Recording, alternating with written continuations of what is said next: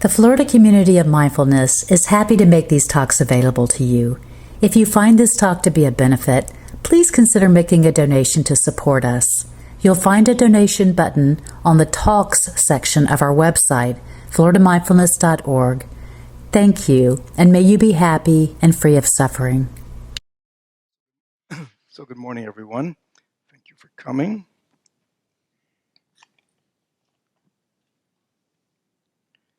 So this morning I wanted to share with you just a little one-line verse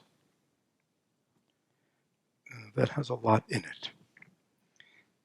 So I'm taking this from, and for those who are not a part of our community or know what our community, for members, we have a lot of activities, such as we have these what we call intensives, where for 3, 6 months or a year,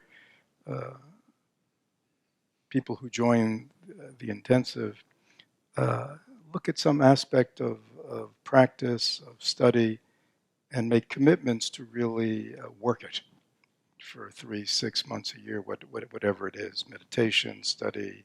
We have groups, all kinds of ways to support people. And right now I'm involved with, I think, close to 70 people in our community with looking at this text called that are called mind trainings, and they are a set of teachings that came to Tibet from India. So they're based in Indian Buddhism, brought to Tibet by a great teacher named Atisha, who over time passed them on to his students. And they were based on originally 7 verses, and then each of those verses then were developed these very shorter sayings, slogans, and they're really a very rich way of taking like this corpus of teachings and practice that we call Buddhism and putting it in a very clear, very simple and accessible text of just pith sayings.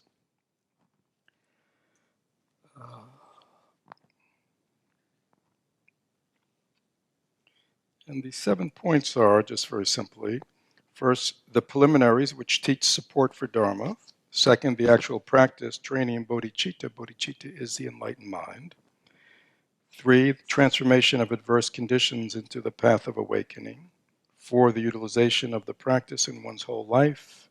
5, the extent of proficiency in mind training. 6, commitments of mind training. 7, for guidelines of mind training.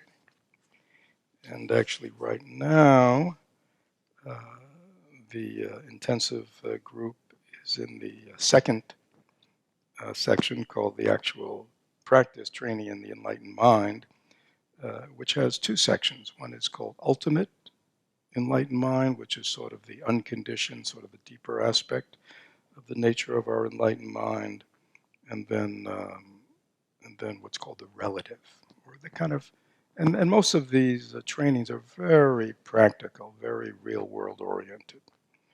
But just to give you a sense, in the ultimate bodhicitta, the first slogan is regard all phenomena as dreams. Second is examine the nature of unborn awareness. Rest in the nature of all, the basis of everything. So, as you can see, one-liners, but quite profound and need a lot of explanation. But I'm going to skip over what's called the relative bodhicitta, which really are teachings that train us in how to really be a compassionate person and how to really deal with suffering, one's own suffering and the suffering of others. But just for today, since I think it's so important, I want to share with you this line, and then hopefully have time at the end to discuss it. And this line reads, when evil fills the world and its inhabitants, change adverse conditions into the path of awakening. Let me just read it again. When evil fills the world and its inhabitants change adverse conditions into the path of awakening. So for those of you who think, who are concerned or upset because there seems to be so much quote-unquote evil in the world today, know that this text is thousands of years old. So evil in the world and adverse conditions are nothing new in human history. I say that not to give us a pass, but to understand, because I think everybody thinks that whatever they're going through individually or whatever we think we're going through collectively is the worst it could be, or is something very new. But unfortunately, the human condition has been around as long as there have been human beings. So in that sense, nothing is new. When evil fills the world and its inhabitants change adverse conditions into the path of awakening. Evil is a strong word. It's really not a Buddhist word. So these are translators. But it means when the world is just filled with dissatisfaction, when the world is filled with suffering. Both the suffering and the dissatisfaction of the collective, but as well as individually, which means our own. And so we live in a world, and again, when I say the world, it doesn't mean the collective world and the big picture of the world, but also each one of us live in a world. We live in a collective world, and we have to deal with collective social problems, environmental problems, but each of us also live in our own individual world, right? Our own personal world. And, adversity, adverse conditions, basically mean something that we consider adverse is something that we don't want to happen, don't think should be happening, shouldn't be there in life, our life, other people's life. It's really about our perception that something is adverse, is negative. Something, again, that prevents us from, being the way we want, living the way we want, getting in the way of our goals, our objectives, whether it's personal or for the world, right?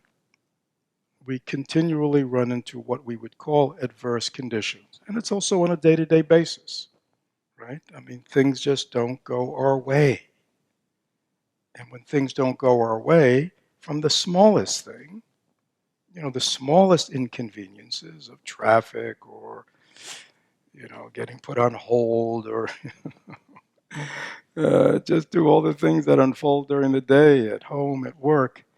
When things don't go our way, we call that aversive, don't we? We don't like that. We don't think it should be happening. And it upsets us. It frustrates us, right? It can even irritate or anger us. It can sadden us. It can worry us. So this whole thing of adversity, and adversity being just in life, is very human. I mean, everybody just kind of nod your head. Everybody know what I'm talking about. So adversity. Right. Now, usually, most of us, when we encounter adversity, something negative, in our own personal life, in the life of people around us, or in the life of the world, we see that as what? Something that's getting in the way of our happiness. Something that's getting in the way or an obstacle to us achieving what we want to achieve. Right? So our response to adversity, to obstacles, to challenges, physical challenges, we get sick, we get ill, we have a disease, emotional challenges, relationship challenges, our response to that is usually negative because we perceive whatever's going on as aversive. Aversive means how do I get this away from me? Or how do I get it away? How do I get away from it? But one way or the other, aversive means we want to move away from. Right? It's the opposite of being something positive. When something's positive, and we want to what? We want to move toward it. We want to get closer to it. We want to have more of it. But something that we perceive as aversive, whatever it is something we don't want, we don't like. And that whole process of not wanting, not liking, seeing things aversive causes us to be emotionally dissatisfied. And again, and have afflictive emotions depending on how aversive we think it is. Okay? Does that sound normal? All right. So, when evil fills the world and its inhabitants, change adverse conditions into the path of awakening. So, what is a path of awakening? So, and again, he's writing this for people who are on the Buddhist path, but in the Buddhist path, a path of awakening is meaning I want to awaken myself to all, it has many meanings. But one thing it could mean is, I want to awaken my mind to all the positive and wholesome qualities of mind. I want to be awake.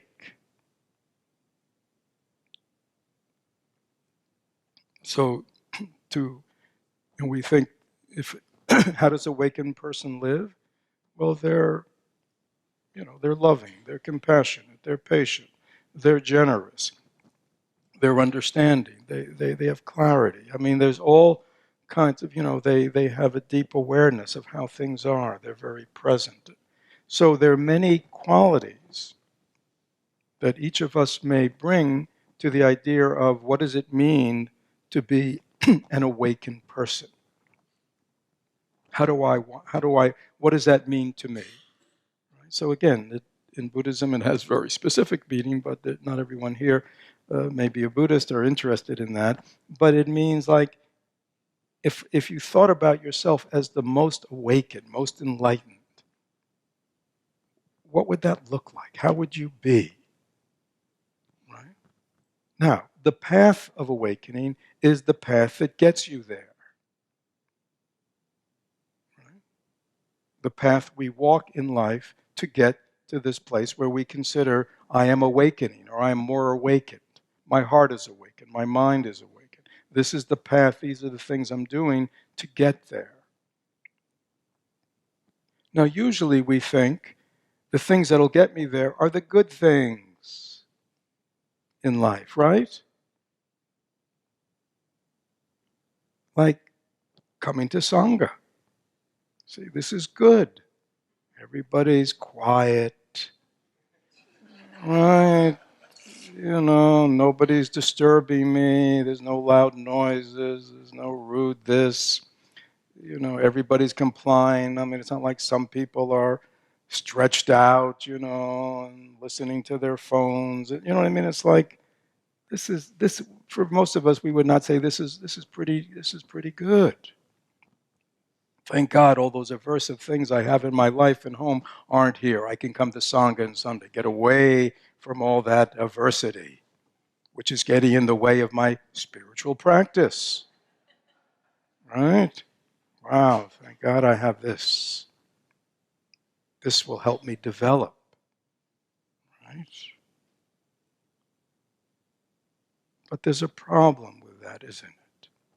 If we take only good things, good environment, good conditions as the path for our awakening, there are two things. One thing is there is adversity in the world.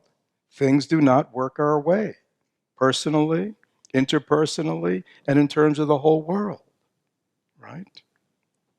So adversity is not, see, many people consider adversity, things not going my way, things not turning out the way I want, as something wrong, right?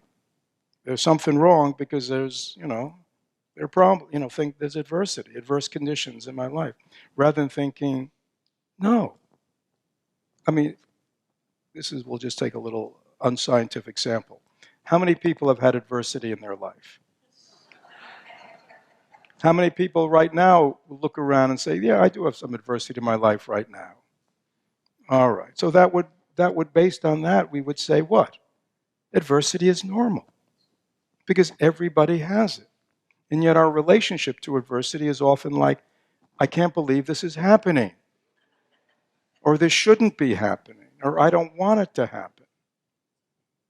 You see, there's a kind of irrationality in that, a kind of looking at life as if only, half of it should be present in life, and the other half should not be present, or if I'm really working my program, I can really get it all out. And some people believe that. If I just get my mind, positive thinking, affirmations, if I can just project all that, everything will work for me. Right? But that's crazy. Because, as everybody pointed out, adversity is normal. Things not working out is normal. Not getting my way is normal. So, rather than doing all this work to manipulate and control ourselves and the world and the people around us to get all the adversity out, get all the adverse people out, get all the adverse situations out, get them all out. If I could only get the people elected to Congress that I want, and if I could actually have that done in every country in the world, right, then what? Then I can be happy. I can be relaxed, and I can be a kind person and an open person. But, everything's got to change first. Everybody around me's got to change. I could be a compassionate, understanding person if everybody around me would, just would kind of be the way I want them to be. Huh? Can you see there's something like fundamentally flawed with that way of looking at life? And yet that is the way we operate, unfortunately. And it causes problems. It causes problems within our own well-being and our own development, and it causes problems with others if we have this kind of aversive response to adversity.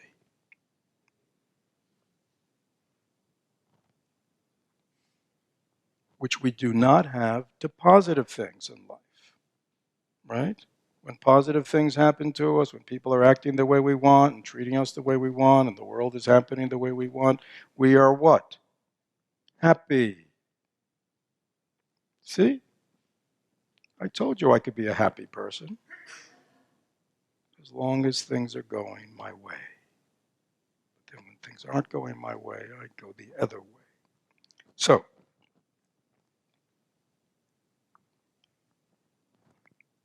change adverse conditions into the path of awakening.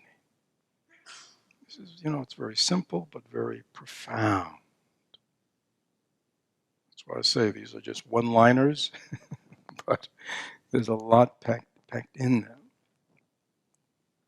So, this is like a whole reorientation of our mind and how we look and relate to the world.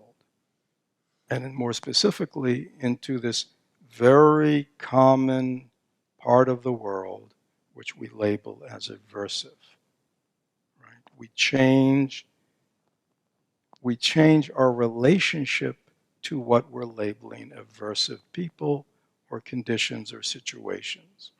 We no longer see them as aversive, we see them as part of the path of my awakening.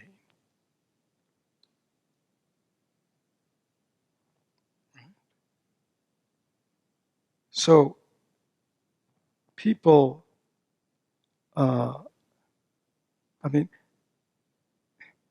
we can't develop to become the kind of person we want to be if we don't have real situations to deal with. Or else our spiritual life, our meditative life, our religious life, whatever you want to call it, is going on in some sort of altered universe. You see, and many of us practice in an altered universe, right? And in our altered universe, you know what? We're pretty good, right? As long as everything's going my way and I have my conditions and everything's under control, why, I can be very calm and peaceful mind and happy mind. I can be very loving and I can be very patient. I can be very generous. You know what I'm saying? It's all until we get into the real world, until we encounter adversity. And then when we encounter adversity, aversive people, then we finally have an opportunity to develop those qualities we might say, in real time. It doesn't mean the practice on the cushion, the study, the contemplation, the reflection is not preparing you. But where do we develop that muscle?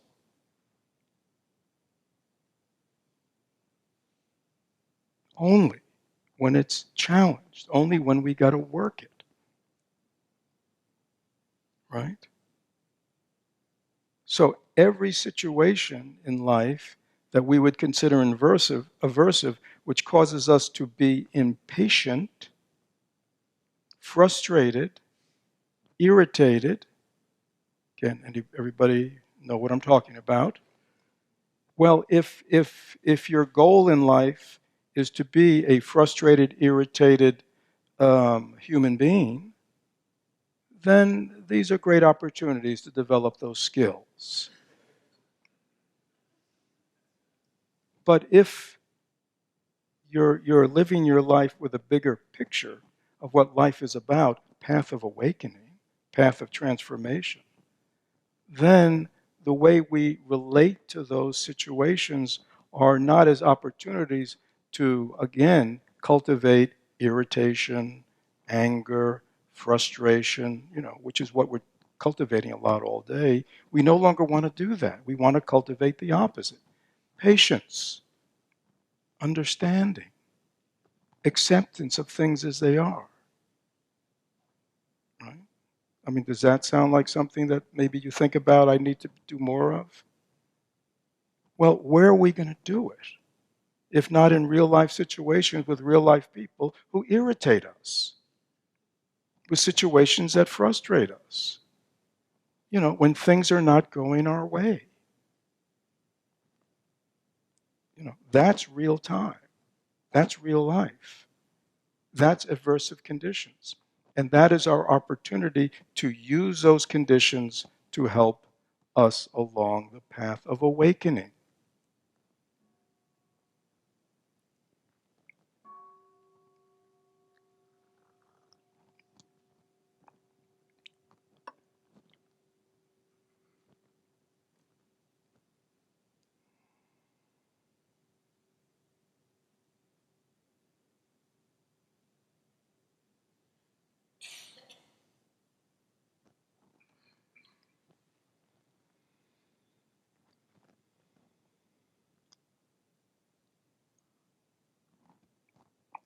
Does anybody ever had the thought,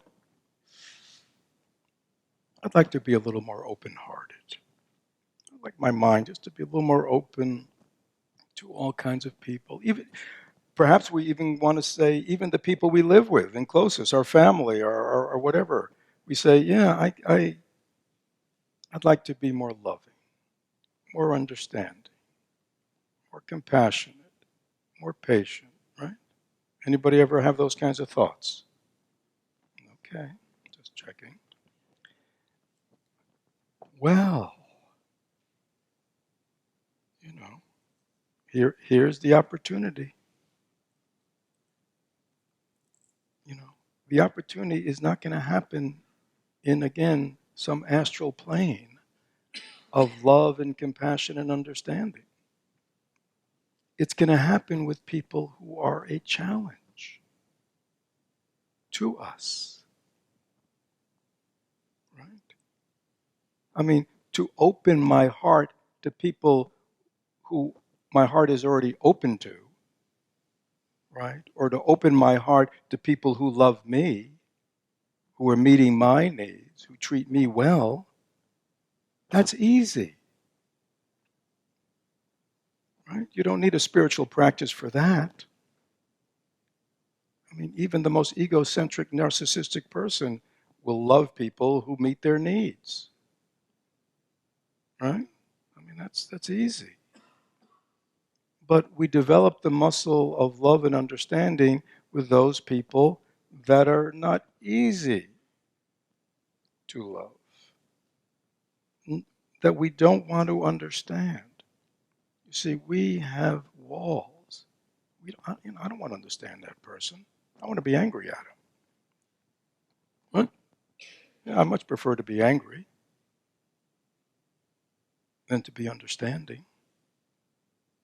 Oh, but I thought it says here that in a spiritual path of awakening, becoming a more understanding, loving person is kind of what it's about. Oh, so let me get this straight. What this says in the book somehow relates to this person over here that I don't like or don't love or irritates me or drives me nuts or I don't want to be in the world or I think they should be dead. Oh, you see?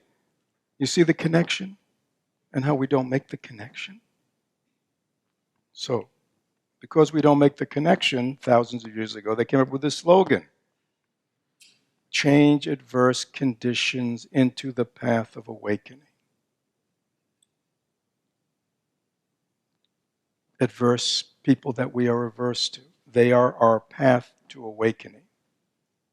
To again awaken what? Awaken to our understanding. It's not, Thich Nhat Hanh says, love is understanding. When you understand who someone is, the causes and conditions that have caused them to be who they are, and understand they cannot be anything else than what they are right now, then you are loving them. Because you're not in opposition to them. You're not judging them. You're not evaluating. You don't want them to be different than they are. Most of us love in that way. I will love you if you become the person I want you to be. I will love you if you stay being the person I want you to be. You see? That's not real love.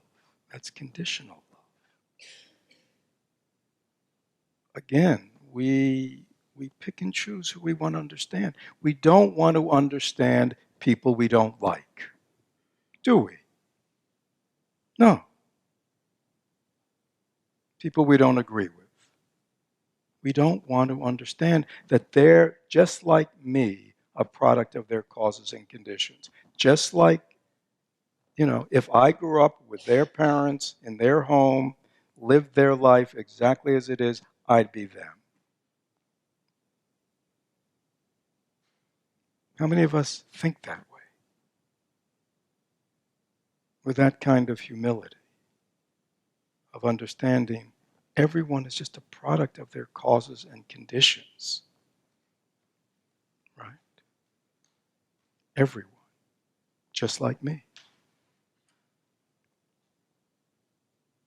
So when you understand that, you realize it is exactly those situations and people that we have the most aversive response to are the ones that are the means to us really developing into a person that really is understanding, really is compassionate, really is loving, but not in this very egocentric way that we do it, which is really all about me, right? I like people what? That agree with me, right? I like people who see the world the same way I do. Ooh, people who don't see the world the way I do, I don't like them, right? I mean, we even do that to family members, don't we? They're not the way we want them to be. And they may see us, we're not the way, they want us to be. And you can see the suffering and the pain that we cause each other. Because that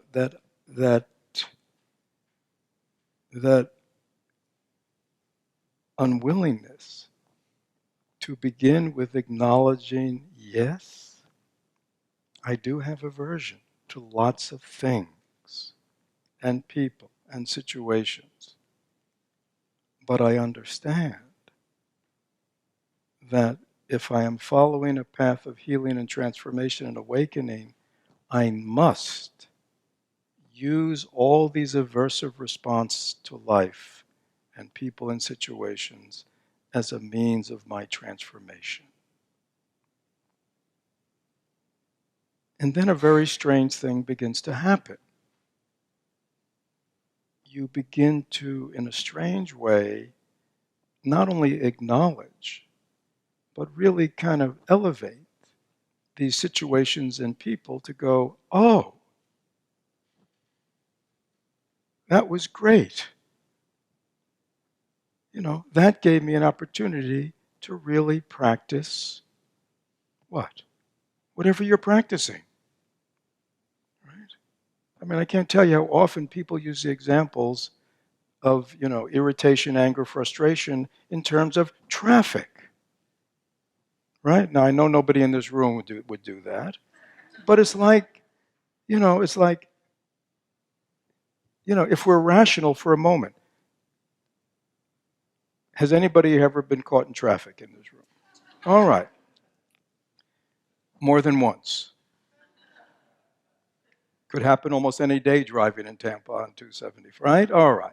So, is traffic normal? Right? Is traffic a normal part of life of driving around in an urban area? We all agree. And yet, what happens when we get in traffic? It's like, I can't believe this. No, why can't we? It's not only can we not believe it, but we're frustrated and angry and irritated because why? Because somebody like me doesn't deserve to be in traffic. Everybody should what? Get out of my way. Right? You see, and so we get irritated, angered, frustrated. I got somewhere I got to get to. And you know what? Very important that I get there when I want to get there. We are not concerned about the other thousands of people who are also in this traffic, are we? We actually see them as part of the problem.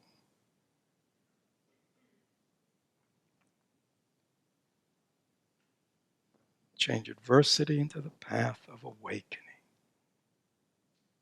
See our own egocentricity, our own irrationality that is fueling our irritation, anger, and then what? Relax. Use this opportunity as a way of deepening your understanding. Yeah, things don't work in this world. A bunch of people come together at a certain time. Yeah, they create traffic. People get in accidents. We get into accidents, right? If it was us who caused an accident that's now causing the traffic, we would want what? To be met with hatred and rage? We would want to be met with what? Compassion or understanding. When it's us. But when it's somebody else, it's like, God. These people learn how to drive, So, even these little things, these little aversive things, help us develop understanding, compassion, patience. And those are just the little, people. Many of us go through our day life irritated by other people. Anybody ever? You don't have to raise your hand on this one. Have you noticed that people irritate you, right? Even people, the interesting thing is, even people that we say we love, they often irritate us the most. Now, how can that be? That we see what they're doing or not doing, how they are, how they aren't, as something aversive, something I don't want to be happening, something that I want removed or to get away from. And that's all because I label whatever's going on, not consciously, aversive, negative. Now, what if I took the same situation, the same person, whatever they're doing and not doing, and use whatever was happening, which originally caused me aversion, a momentary aversion, and rather than going down the path of, cultivating afflictive emotion and egocentricity, if we remember that we're walking a path of awakening or healing or transformation, if I go, oh, I wonder what's going on with them. I wonder what's going on with them. I wonder what it is within them that supports whatever they're doing or not doing. Right? That's called understanding. A willingness to understand the person or the situation. And in that moment, we are cultivating understanding, deep looking, rather than what we're usually cultivating, which is shallowness and egocentricity and aversive thinking. So all the moments of our life, we can't see our spiritual transformation as something like big. We like it big. You see, I'm working on being a more compassionate person. I'm doing these practices. I'm working on being a more loving person. I'm doing these practices. I'm working on being, you know what I mean? And we're like doing all these practices. And then there's life. And somehow we forget that really our practice should be unfolding in life. And that if we're doing meditative practice, analytical practice, study practice, it is only for one purpose. Not so we can have conversations with other people about the practice of compassion and loving kindness, but that we can become that kind of person. How do we become that kind of person? By doing it. What? And what helps us raise the bar? Those kind of people. Those kinds of situations.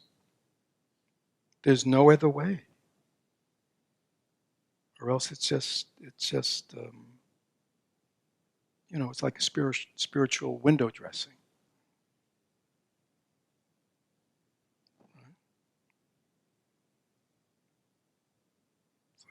They say like spiritual wallpaper. It just covers up the cracks in the wall. Just put some pretty wallpaper over it. So we have to be careful that we just don't put some pretty spiritual stuff over us to cover up the cracks. How do we know we have cracks? Because we have all this aversive people helping us to see our cracks. Right? I can't tell how many people have said, gee, I really don't consider myself an angry person at all. Until this person showed up in my life.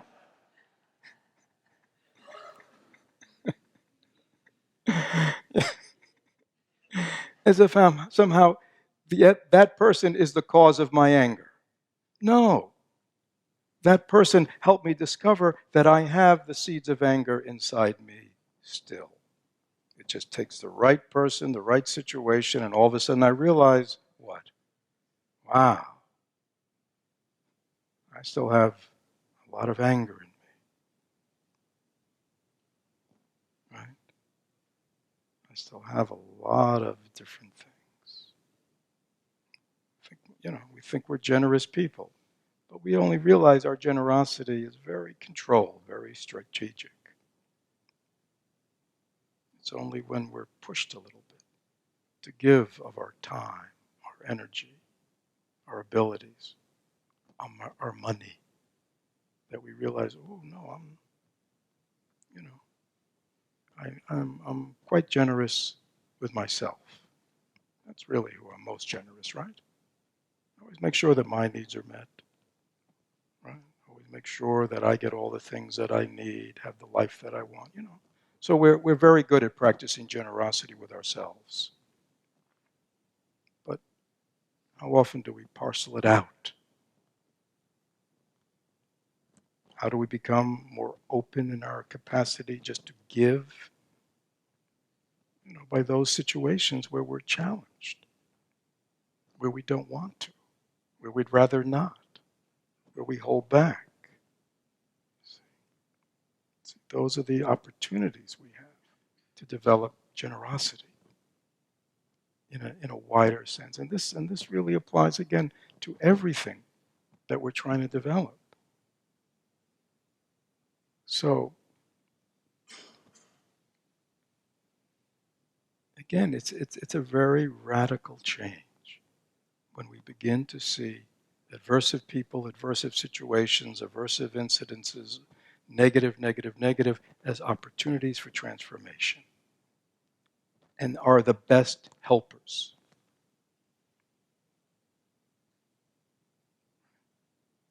Positive situations are not necessarily the best helpers for our development. They're too easy. There's a saying in Buddhism which says, when things are going well in the world, everybody looks like a great spiritual practitioner. Right? It's only when things aren't going well in life that you really see who's a real spiritual practitioner and who isn't. Right? And if we look at ourselves, we may see the truth of that, right? Yeah, that I'm sort of good up to a point. But get me in certain kinds of situations, circumstances, people, and I'm a very different person. Now, we might want to stay with that, split or that uneven development within ourselves. Many people have sort of an uneven development. We want them to say, no, I want this to be much more consistent. Right? I want to be a loving, kind, generous, patient person in all my circumstances, in all my dealings. The ones that people can see and the ones that only I see. Right? A consistency. Let me just stop here because I know the children, it's a family program today, but this is kind of big. And it could be that there are questions about this or somebody wants to challenge this. If you haven't been here before, you're welcome to do anything. But let me take some questions. And because this is being live streamed for members, I'll repeat the question. Yeah. So it just means keep it sort of brief so I can remember it.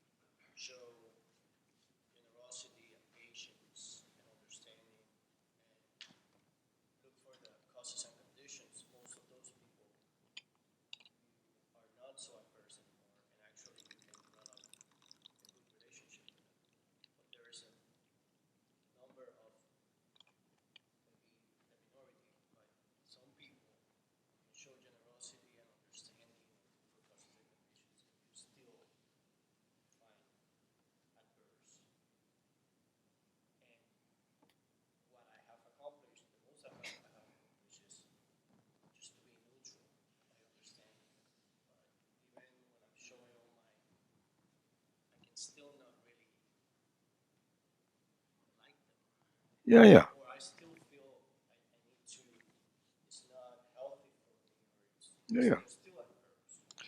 Right. So let me just summarize. Okay. So the question is, or the is, yeah, I sort of get it, and I'm trying to do my best, but yet, and sometimes changing the way I relate to a situation or person does sort of change things, or change them, or changes a relationship. But sometimes it doesn't. I still don't really like them, right? Yeah, that's okay. I find that You the know, benefit of it is that I don't let them affect me as much, right, and so that I right. don't have to be, that I can have peace. They don't alter my peace anymore that much, but I still don't. Well, again, like dislike.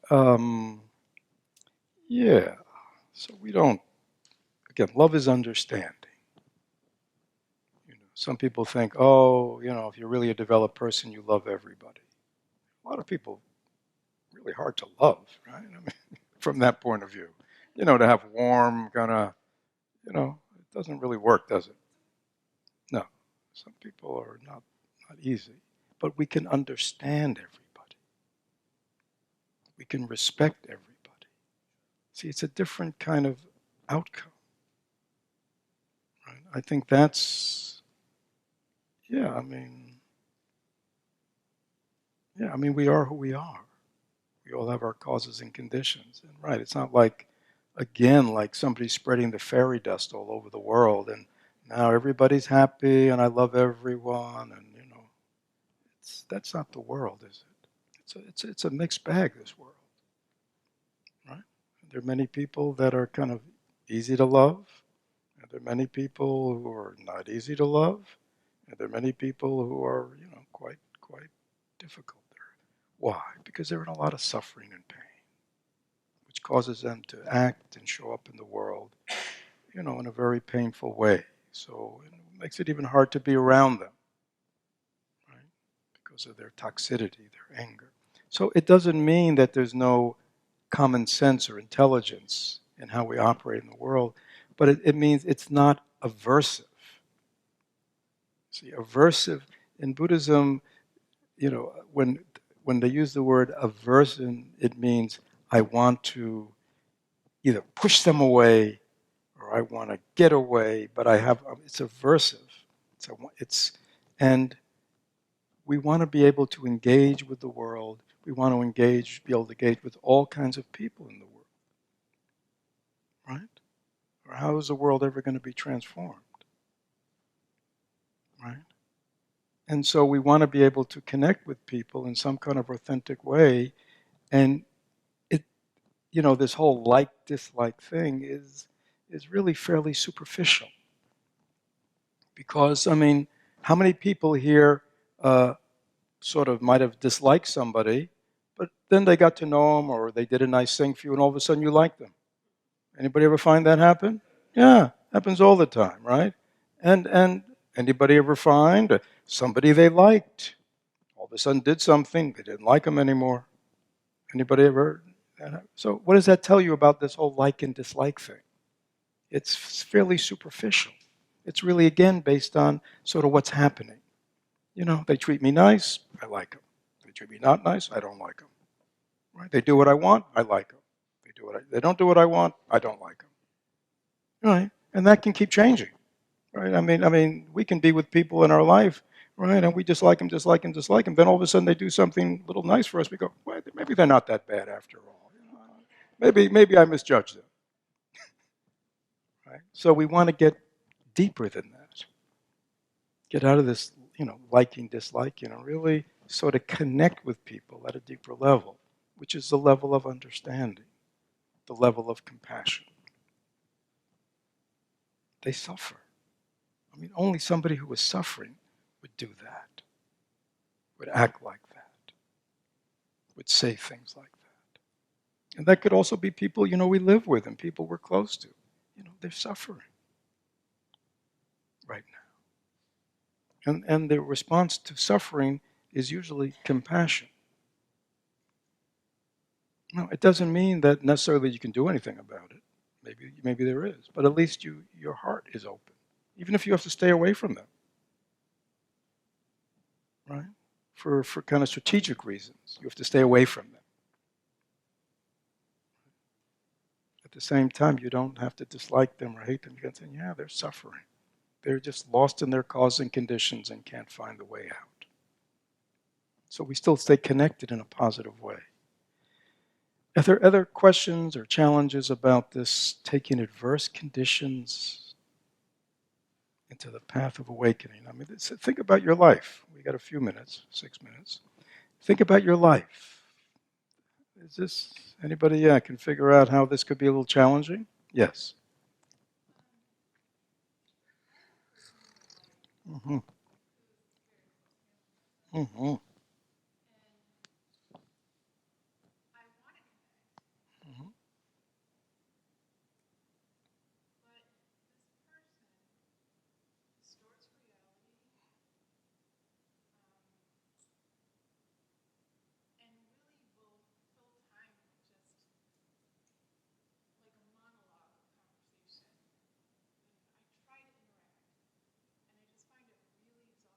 Mm-hmm. Yeah.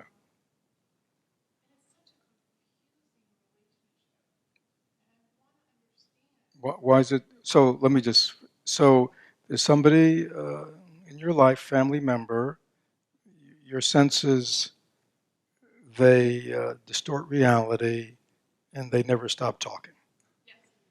Okay. Okay. I'm surprised you said you're confused. It sounds like you got. Sounds like you're pretty clear about how they operate in the world.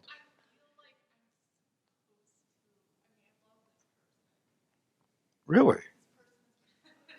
This person's your mother. Well, oh, she's not listening, is she?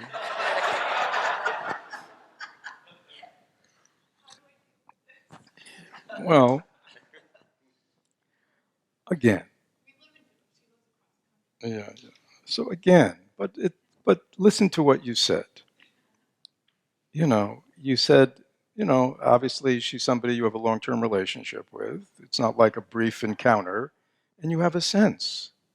This is a woman who lives in her own. I mean, when you say she distorts reality, her picture of reality is different than yours. All right? I mean, that's really what's going on. I mean, she just, it's like she sees reality her way, and to you, it doesn't look like what your reality is or how reality is. But that's her reality, isn't it? It's her reality. She thinks her reality is true, and she likes to go on and on about it. Right? Yeah. So I would say, on the one hand, you cultivate understanding. You understand again. If you had had her childhood and all her experiences and had her, et cetera, you would be just like her. You understand. You take a moment to look at the causes and conditions that have created her. See, we turn people into cartoon characters as if like they sprang from, it's like all of a sudden this, crazy monologue woman has shown up in my life. No. The causes and conditions nurtured her over the years and brought her to where she is today. And when you understand that, at least you have understanding. Remember, our path was a path of understanding and compassion. Two, is she suffering? Even though she may not think so. When you look at her, is she a happy woman? At ease, open, happy in life? You don't know.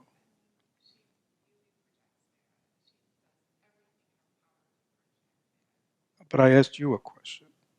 Based on your own what? Yeah. Does she seem to you like a happy person? When you listen to her talk, does she talk happy? She's happy with life. She's happy with herself. She's happy with people. Good. So she's happy. Okay. But she's got these, in her own world, she's happy. And she distorts her world so she can be happy. Yeah, okay. That's who she is. Right? It seems like you're clear. Right? You understand her. Can you accept that this is the way she is? Well, you can't try. You either do or you don't. Okay. So that, all right. But no. But see, that's where we got to get to, because we play this game like oh well, I know I should. I really know I should. If I was a really good person, if I was really a good Buddhist, I should really.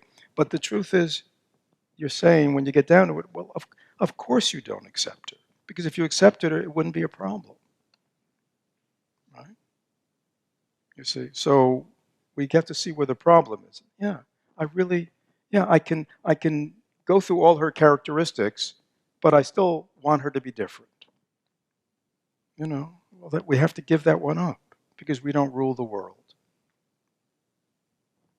which is another one of these things we have to come to terms with at some point. I don't rule the world. I can't run the world. I can't run everybody else. But maybe people, I mean, this is hard to believe. There may be people who don't like me. Right? That's very humbling for many of us. Or like a great, well, somebody may find me a little obnoxious. But we would hope that the world would meet us with understanding, right? He can't help it. He's a product of his causes and conditions. Now, having said all that, right, which is all helps us change that aversive situation into something that allows you to cultivate understanding, compassion, acceptance, right? These are your spiritual practices. We're still left with the very real choice of, like was just said, how can I deal with her? She's not easy to deal with, right? So that's a strategic. Like, I mean, I used to have somebody in my family, when I talk to them, I'd kind of take the phone and I'd kind of hold it out here and do whatever I was doing, and every 5 minutes I go back, I'd say something like, "Oh, that's good," and then usually, after 20 or 30 minutes, they'd kind of run out, and right. I mean, that was yeah, but according to what? There's nobody watching you. You know, if this is who she is and this is what she likes doing, and she's not amenable to change, and she's your mother, and you got to, and she loves to get on the phone and talk, right? So that's a very nice thing you're doing. You're making her happy. But you don't have to, torture yourself listening to these monologues, do you? I mean, unless you found them interesting. Yeah, I mean, right? You know,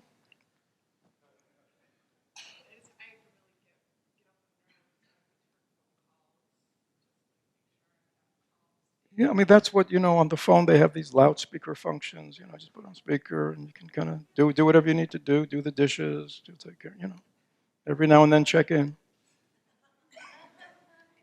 right? I mean, it's easy life. Don't make it hard. There are all kinds of people in it. Some are, the way we like them to be, but most aren't. Have you noticed that?